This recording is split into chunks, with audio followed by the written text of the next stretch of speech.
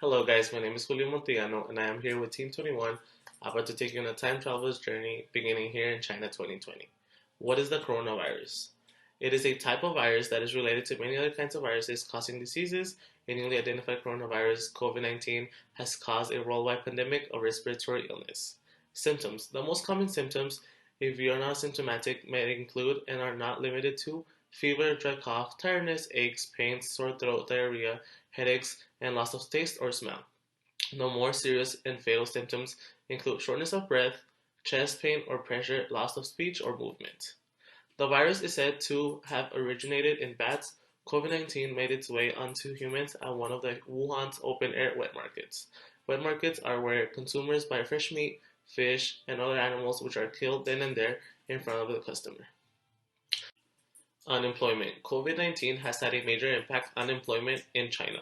Before the COVID-19 crisis, China had already been facing a slower economic growth and rising unemployment rates. The unemployment rates in China reached historic highs in April, therefore highlighting the challenges the world's second largest economy faced.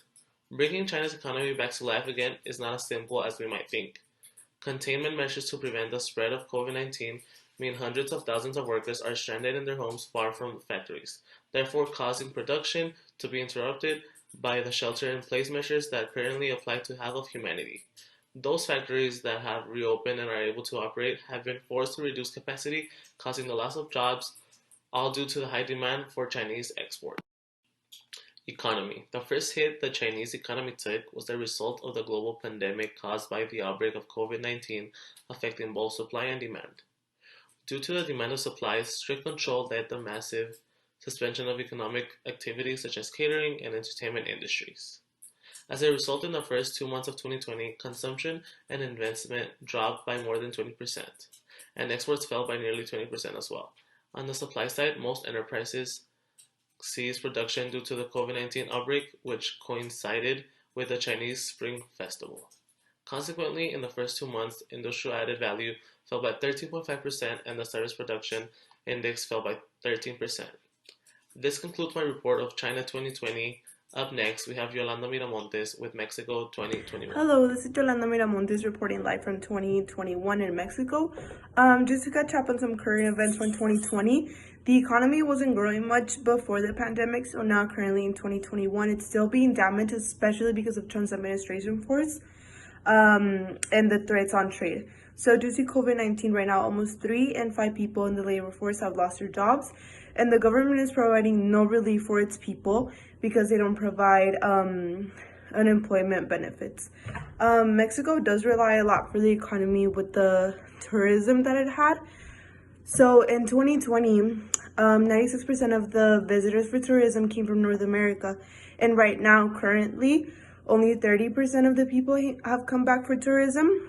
So before, it would give off 6% jobs to the population in the employment sector. And right now, it's dropped to 4.6%.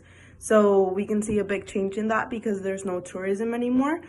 The tourism has also affected the currency. So the currency, the peso has lost its value, with the rate being 25 pesos being equivalent to $1, which has increased the peso 6 pesos, almost 6 pesos since last year. Not only currency has been affected by COVID, but also trading, because as I said before, President Trump has closed the U.S.-Mexico borders, so that stopped all exports and imports as well. This caused the gross domestic product to shrink from 2% in 2020 to negative 8% current day in 2021. We can just see that this has been affected a lot, and we hope that it can get better. To wrap this up, 1 in 5 people experience complications due to the newly developed COVID vaccine. The death rates are still going up, but even with the little research that we have, our country must take a chance on the vaccine and take it anyway. Although a year has passed since the 6 p.m. curfew was established, the restriction has continued to be set as COVID is still affecting the population and the economy as well. This concludes my report with COVID in Mexico 2021. Next up is Vivian Mijares with how COVID is affecting the United Kingdom in 2022. Thank you. Good morning, everyone. This is Vivian Mijares reporting from the United Kingdom in 2022. So the United Kingdom has parted ways with the European Union because it could not find a suitable trade agreement, and this costing the UK billions of dollars each year. The European Union is a strong trading power, and without that, we don't have that strong presence in that arena. COVID-19 has caused the UK severe economical hits, but leaving the EU has made it worse.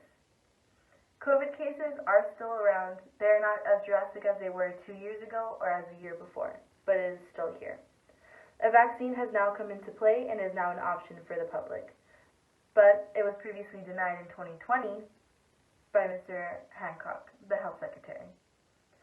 Now, the list is that if you are 50 or below, you are further down the list to receive the vaccine. The first in line are those above 80 and healthcare providers. Moving forward to discussing foreign relations, the United States has been one of our strongest allies for many, many years. But it seems now that that relationship has been strained. Prime Minister Johnson has given his praises to former U.S. President Donald Trump, and it now faces issues in regards to a trade agreement with the current U.S. President, Joe Biden. An agreement has been made, but tensions are high. Well, that is the year 2022 currently for the United Kingdom. And up next is Joshua Miller regarding Germany in the year 2023. Thank you, everyone. Welcome to Germany in the year 2023. Germany has incurred losses of up to $3.85 billion in losses alone every year since 2020. Now, to combat that, Germany has many alliances and acquisitions. They have over 155 bilateral investment treaties. Now, in the year 2020, Germany put out a crisis team known as the RKI to help with the containment of COVID. Now, what they've done is they've incentivized private companies to not only cover sick patients, but they've also incentivized private insurances to cover asymptomatic individuals. This has not only helped stop the infection rate, the disease severity, and it's created a health system that no one has ever seen before. Germany's unemployment rate has dropped relatively 2% each year, and the reason it's changed so dramatic, and the reason it's gone down so low or fluctuated so little was because they've implemented a law. Instead of laying off their employees, they decided to put them in programs where 70% of the wages are covered by the company and 30% will be covered by Germany themselves. Unfortunately, even with all these measures being taken, the currency, which is the euro, which has dropped 0.001% each year since the year 2020, and it's currently at $1.14 in US dollar. Now, I will be passing it over to Oscar Montelongo. This is Oscar Montelongo reporting from the U.S. in 2024. We have been combating the restoration of our homes, cities, and nation.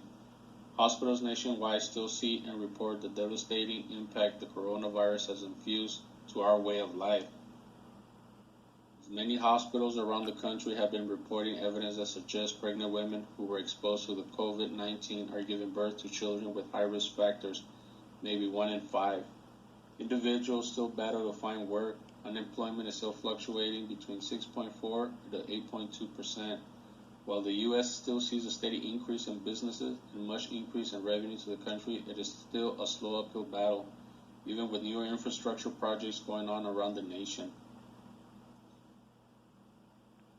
As the U.S. is slowly moving to stabilize, many homes have been accustomed to the new norms. When CDC spikes of COVID-19, they tend to shelter in place. Mask wearing have become a designer brand now. Homes have made them a part of their attire, many still carrying them in their automobiles like a spare tire in a car.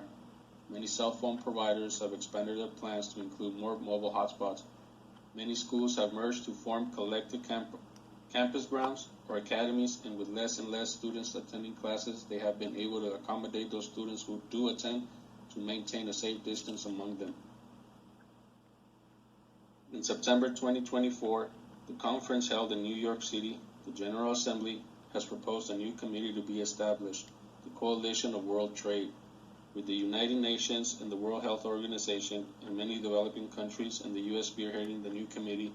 Seems like a plan has been set forth to help the world in being prepared to handle the next pandemic. This agency will serve as an advisory board to the UN in measuring, implementing, and execution of global businesses. The new revised policies will help create new ways to trade and deal among the countries, set new rules for a certain amount of allotted time due to an epidemic, suspend tariff relief for short term for continuous export and import from countries, and implement a gradual repayment strategy with the assistance of the World Bank. Although much work lies ahead and probably there will be revisions to this new plan, the world of business has a starting point to be better equipped in the future.